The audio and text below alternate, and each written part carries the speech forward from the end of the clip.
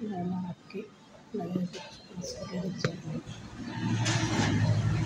Hospital చాలా సైలెంట్గా ఉన్నారు, డీసెంట్గా ఉంటుంది. డాక్టర్ కూడా మంచి అయినండి. చూసారు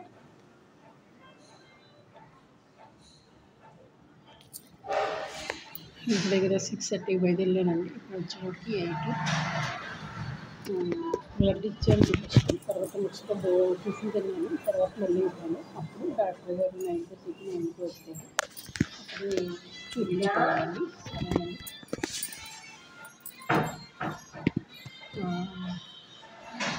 మరి ఇప్పుడు ఎలా వస్తుందో తెలియదండి. నేనైతే కంట్రోల్గానే ఉంటాను, కంట్రోల్గానే తింటున్నాను. ఫస్ట్లో అయితే 400 ఉన్నారండి. ఇప్పుడు ఎంత వస్తుందో చూద్దాం. అయితే మధ్య మధ్యలో చిన్న చిన్న తలకొట్టుడు కొంచెం తీప్స్ వెళ్తున్నాను, కానీ తక్కువ కాలేదు.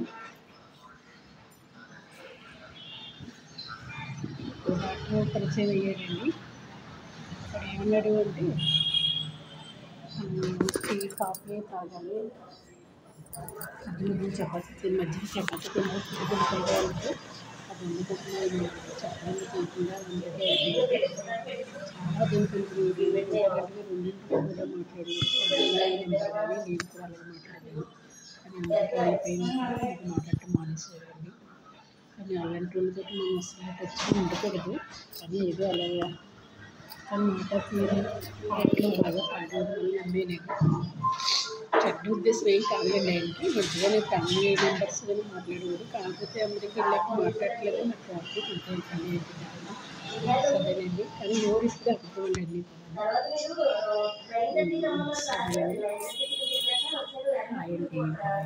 నమస్తే.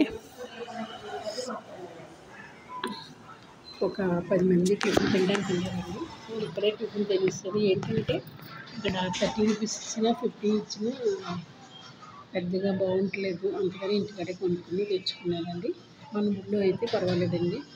ఇది రాజమండ్రి వల్ల అంత దారుణంగా ఉంటుంది. సరేనండి. బాయ్ అండి.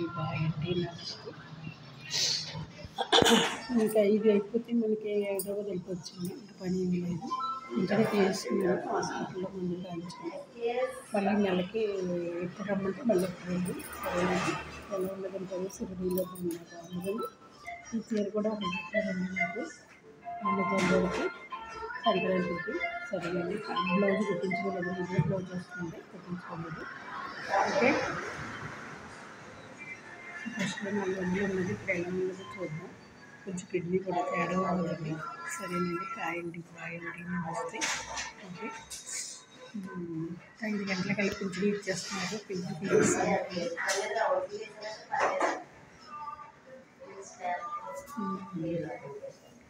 సరేనండి. హాయ్ అండి. బాయ్ అండి.